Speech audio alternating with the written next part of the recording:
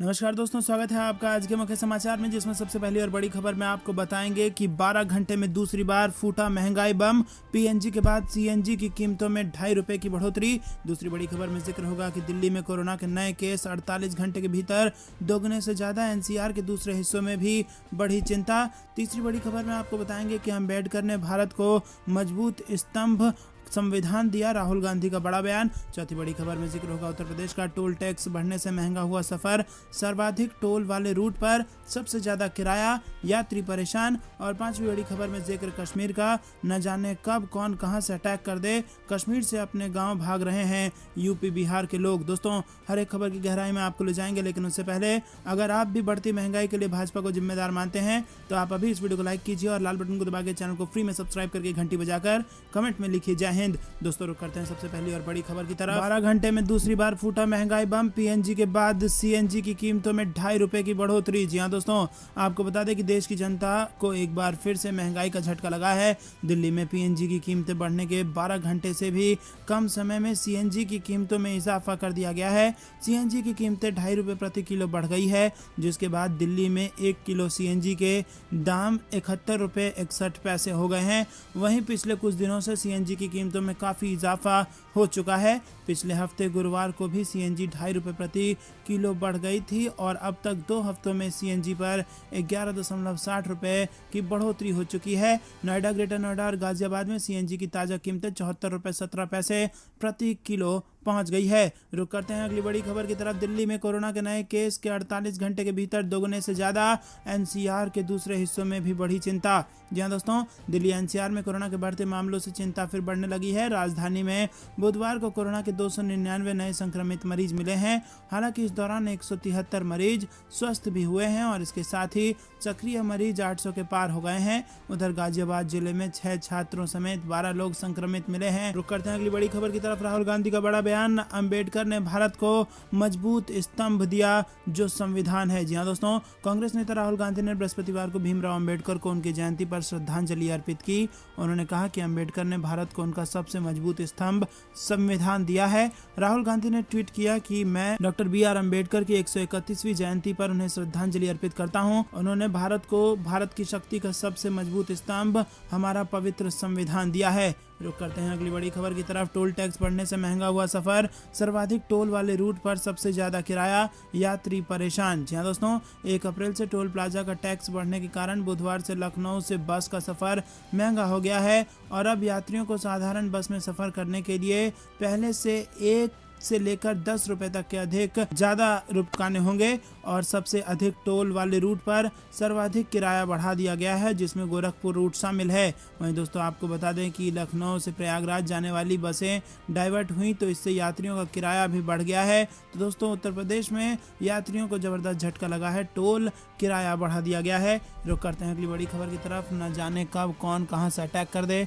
कश्मीर से अपने अपने गांव भाग रहे हैं यूपी बिहार के लोग। जी हां दोस्तों, जम्मू कश्मीर में बाहरी लोग यानी गैर कश्मीरियों पर आतंकी हमले की घटनाओं में बढ़ोतरी हुई है और इसके चलते कश्मीरी घाटी से प्रवासी मजदूरों, खासकर यूपी और बिहार के लोग पलायन करने को मजबूर हो गए हैं। दोस्तों, रुक करते हैं अगली बड़ी खबर की तरफ। राबड़ी देवी को 2 साल बाद मिला नेता प्रतिपक्ष का दर्जा। बिहार से ये बड़ी खबर निकल के आ रही है। दोस्तों, बिहार विधान परिषद में बढ़ी आरजेडी की हैसियत। जी हां दोस्तों, बता दें आपको कि बिहार विधान परिषद में पूर्व मुख्यमंत्री और विधान परिषद सदस्य राबड़ी देवी को नेता प्रतिपक्ष का दर्जा मिल गया है। विधान परिषद के कार्यकारी सभापति अवधेश नारायण सिंह ने बुधवार को आरजेडी के राष्ट्रीय कोषाध्यक्ष व विधान पार्षद सुनील सिंह को राबड़ी देवी के नाम का पत्र सौंपा। दरअसल विधान परिषद में स्थानीय निकाय कोटे की 24 सीटों पर चुनाव के बाद आरजेडी की हिस्सेदारी पहले की अपेक्षा में बढ़ गई है और आरजेडी के पास अब पहले से अधिक एमएलसी हैं। आरजेडी के प्रदेश अध्यक्ष जगदानंद सिंह ने विधान परिषद के सभापति को पत्र लिखकर राबड़ी देवी को नेता प्रतिपक्ष का पद देने का अनुरोध किया था। रुक करते हैं अगली बड़ी खबर की तरफ। मैनपुरी में एक साथ पिता पुत्र मुलायम सिंह यादव और अखिलेश यादव करेंगे सपा कार्यकर्ताओं से मुलाकात। जी हां दोस्तों, समाजवादी पार्टी के राष्ट्रीय अध्यक्ष एवं करहल से विधायक अखिलेश यादव मैनपुरी में सपा नेताओं और कार्यकर्ताओं से मुलाकात करेंगे और दोपहर को आवास विकास स्थित पार्टी कार्यालय पहुंचेंगे। वहीं आपको बता दें कि अखिलेश यादव के साथ उनके पिता सपा संरक्षक मुलायम सिंह यादव भी आ रहे हैं। सपा संरक्षक और राष्ट्रीय अध्यक्ष के आने की सूचना से कार्यकर्ताओं में उत्साह है। विधानसभा चुनाव के बाद पहली बार मुलायम सिंह यादव और अखिलेश यादव मैनपुरी पहुंचेंगे। सपा जिलाध्यक्ष देवेंद्र सिंह यादव ने बताया कि राष्ट्रीय अध्यक्ष का कार्यक्रम 13 अप्रैल शाम को मिला है, वो कार्यकर्ताओं से मिलेंगे। सपा संरक्षक मुलायम सिंह यादव मैनपुरी के सांसद हैं, जबकि अखिलेश यादव करहल से विधायक बने हैं। सपा प्रमुख करहल से पहला विधानसभा चुनाव लड़े और उन्होंने जीत दर्ज की। विधानसभा चुनाव के दौरान मुलायम सिंह यादव अखिलेश यादव के लिए वोट मांगने आए थे और इसके बाद वो गुरुवार को मैनपुरी आ रहे हैं। दोस्तों रुक करते हैं अगली बड़ी खबर की तरफ। लखनऊ में बोले सपा अध्यक्ष अखिलेश यादव, जनता दर्शन के फरियादी की मौत की हो निष्पक्ष जांच। जहां दोस्तों समाजवादी पार्टी के अध्यक्ष अखिलेश यादव ने मुख्यमंत्री के जनता दर्शन के लिए आए फरियादी की मौत की निष्पक्ष जांच कराने की मांग की है। उन्होंने बुधवार को ट्वीट किया कि मुख्यमंत्री आवास में अपने फरियाद लेकर एक व्यक्ति का सुरक्षा कर्मियों द्वारा रोके जाने पर दीवार फांदने की कोशिश में गिरकर मर जाने का समाचार दुखद है। इस मामले में निष्पक्ष जांच करके फरियादी की मृत्यु की जिम्मेदारी सुनिश्चित करते हुए मृतक को पूर्ण न्याय मिलना चाहिए। वहीं आपको बता दें कि सपा अध्यक्ष अखिलेश यादव ने सीतापुर में तथाकथित साधु द्वारा महिलाओं के प्रति अभद्र टिप्पणी के शर्मनाक प्रकरण की जांच के लिए प्रतिनिधिमंडल बनाया है। प्रतिनिधिमंडल शुक्रवार 15 अप्रैल को सीतापुर जाएगा।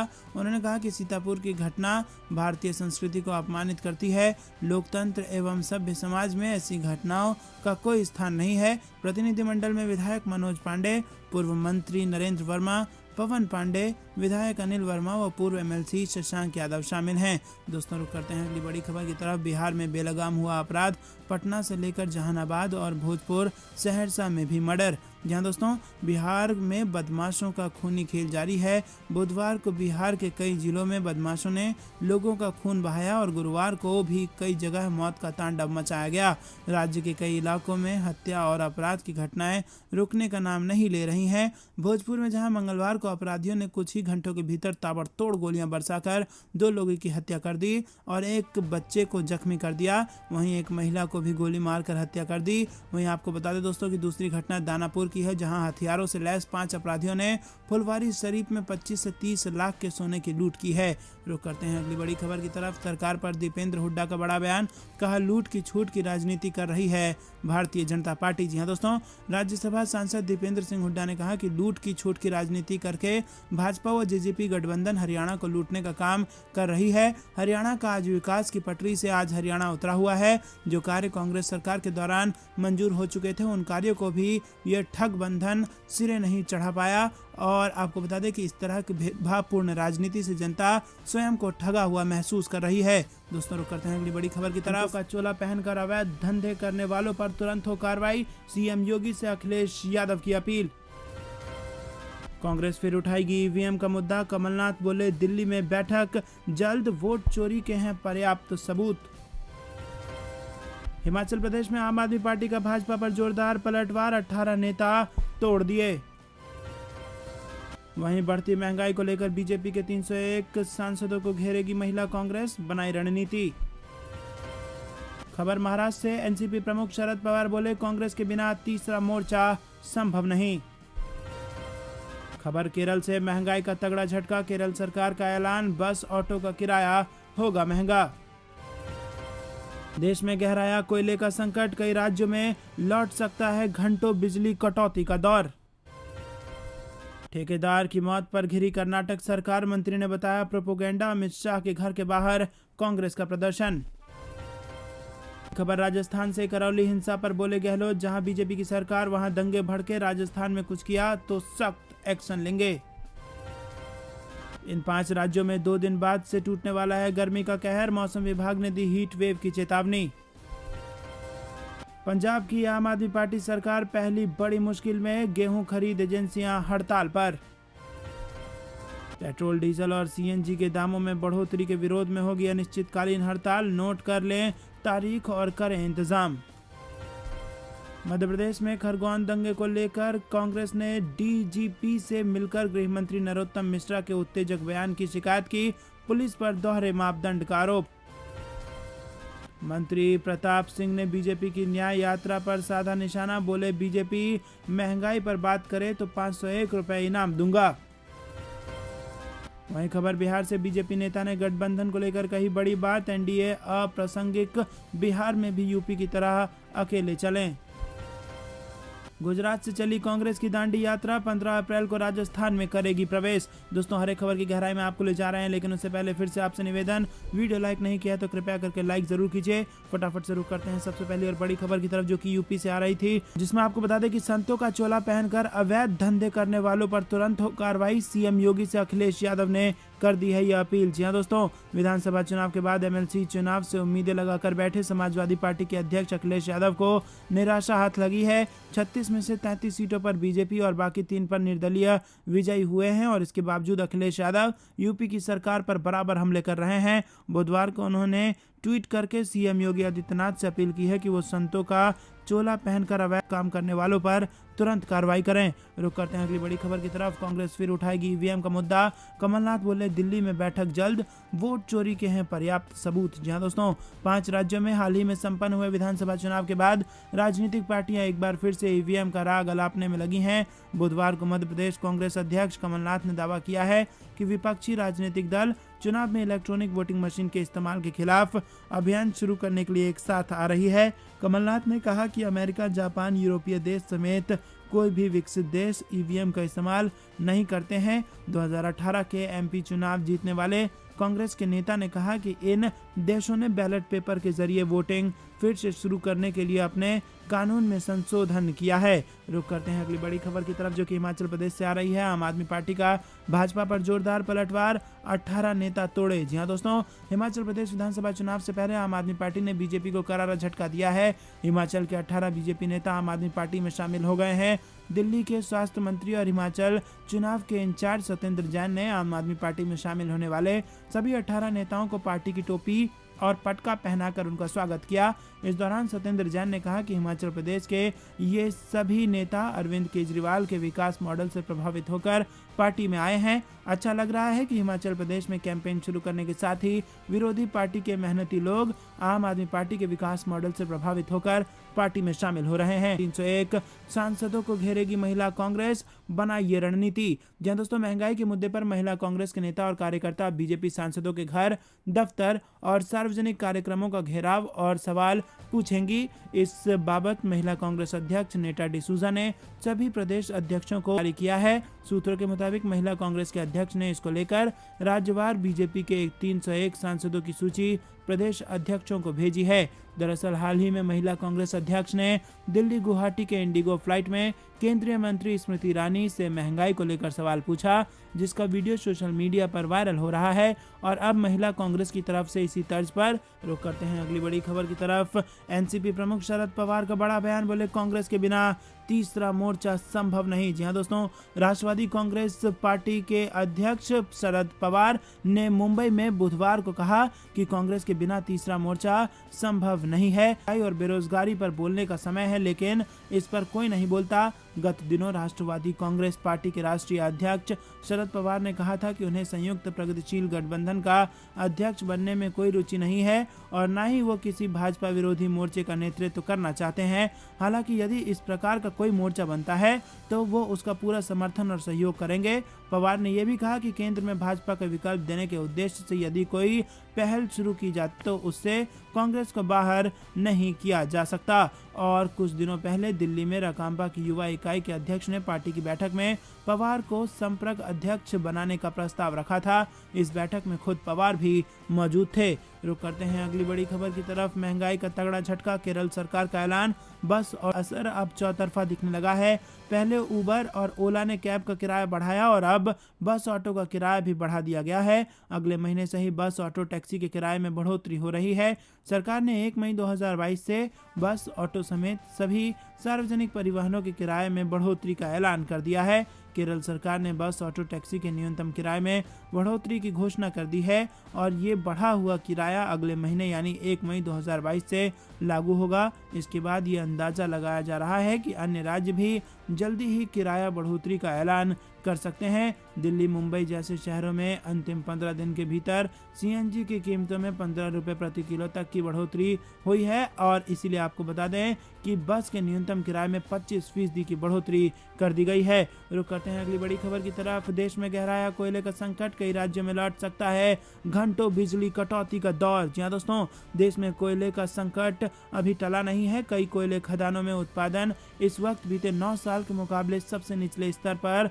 छू गया है और वहीं दूसरी तरफ गर्मी के मौसम में बिजली की खपत भी बढ़ रही है। कोरोना के दौर से बाहर आने के बाद इन स्थितियों में जानकारों का मानना है कि देश के कई राज्यों में घंटों बिजली कटौती का दौर इस बार फिर लौट सकता है। जानकारी के अनुसार आंध्र प्रदेश, कर्नाटक, बिहार, मध्य प्रदेश, झारखंड, पंजाब, हरियाणा, राजस्थान, तेलंगाना और उत्तर प्रदेश में तो बिजली कटौती का सिलसिला शुरू भी हो चुका है। देश के सबसे बड़े औद्योगिक राज्य महाराष्ट्र तो अनिवार्य बिजली कटौती लागू करने के मुहाने पर पहुंच चुका है। रुक करते हैं अगली बड़ी खबर की तरफ। ठेकेदार की मौत पर घिरी कर्नाटक सरकार, मंत्री ने बताया प्रोपोगेंडा। अमित शाह के घर के बाहर कांग्रेस का प्रदर्शन। जी दोस्तों, कंस्ट्रक्टर संतोष पाटिल की आत्महत्या के मामले में कर्नाटक की भाजपा सरकार घिरती नजर आ रही है। एक तरफ केस दर्ज होने के बाद भी राज्य के मंत्री के ईश्वरप्पा ने इस्तीफा देने से इनकार कर पर उतर आई है। यहां तक कि दिल्ली में यूथ कांग्रेस ने होम मिनिस्टर अमित शाह के घर के बाहर प्रदर्शन किया। यूथ कांग्रेस की मांग थी कि ठेकेदार की ओर से घूस और आत्महत्या के लिए उकसाने के आरोपों के चलते ईश्वरप्पा को मंत्री पद से हटा दिया जाए, लेकिन के ईश्वरप्पा इस मामले में बैठने से भी इनकार कर रहे हैं। रुक करते हैं अगली बड़ी खबर की तरफ। करौली हिंसा पर बोले गहलोत, जहां बीजेपी की सरकार वहां दंगे भड़के, राजस्थान में कुछ किया तो सख्त एक्शन लेंगे। जहां दोस्तों आपको बता दें कि राजस्थान के करौली में रामनवमी के दिन हुई हिंसा को लेकर विपक्षी भारतीय जनता पार्टी ने सूबे की अशोक गहलोत के नेतृत्व वाली सरकार के खिलाफ मोर्चा खोल रखा है। बीजेपी ने करौली हिंसा के विरोध में न्याय यात्रा निकालने का ऐलान किया था। न्याय यात्रा से पहले भारतीय जनता युवा मोर्चा के राष्ट्रीय अध्यक्ष तेजस्वी सूर्या को राजस्थान पुलिस ने गिरफ्तार कर लिया है। आक्रामक बीजेपी पर अब खुद मुख्यमंत्री अशोक गहलोत ने पलटवार किया है। दोस्तों रुक करते हैं अगली बड़ी खबर की तरफ। कहर बरपा रही है और दिल्ली समेत कई जगह गर्मी का रिकॉर्ड टूट चुका है। हालांकि एक बार फिर से मौसम विभाग ने ताजा चेतावनी जारी की है और बताया है कि 2 दिन के बाद कम से कम 5 राज्यों में हीट वेव का कहर टूटेगा और इन 5 राज्यों में उत्तर प्रदेश, मध्य प्रदेश आदि शामिल हैं। जी हाँ दोस्तों, आपको बता दें कि मौसम विभाग ने ट्वीट करके जानकारी दी है कि पंजाब, दक्षिण हरियाणा, उत्तर प्रदेश, राजस्थान और मध्य प्रदेश में 15 अप्रैल 2022 से हीट वेव की स्थिति रहने वाली है। उत्तर प्रदेश की बात करें तो राजधानी लखनऊ में 15 अप्रैल को न्यूनतम तापमान 25 डिग्री सेल्सियस रहने वाला है, जबकि अधिकतम तापमान 41 डिग्री सेल्सियस बना रहेगा। रुक करते हैं अगली बड़ी खबर की। 5 राज्यों में जो चुनाव के नतीजा है, उसके बाद 4 राज्यों में जब भाजपा की सरकार बनी, उसके बाद अब उत्तर प्रदेश में भाजपा की मुश्किलें बढ़ती जा रही हैं। अखिलेश यादव के बाद अब मायावती ने यूपी सरकार पर निशाना साधा है और कानून व्यवस्था को लेकर सवाल उठाया है। जी हाँ दोस्तों, समाजवादी पार्टी के प्रमुख अखिलेश यादव के बाद अब बसपा सुप्रीमो मायावती ने भी यूपी सरकार पर निशाना साधा है और रामनवमी के दौरान मध्य प्रदेश के खरगोन में हिंसा की घटनाओं के अलावा राजस्थान और गुजरात में हिंसा की घटनाओं का जिक्र करते हुए बसपा प्रमुख मायावती ने देश में कानून व्यवस्था को लेकर सवाल खड़े किए हैं और उन्होंने भाजपा और कांग्रेस पर निशाना साधा है। इसी बीच उन्होंने उत्तर प्रदेश में कानून व्यवस्था पर भी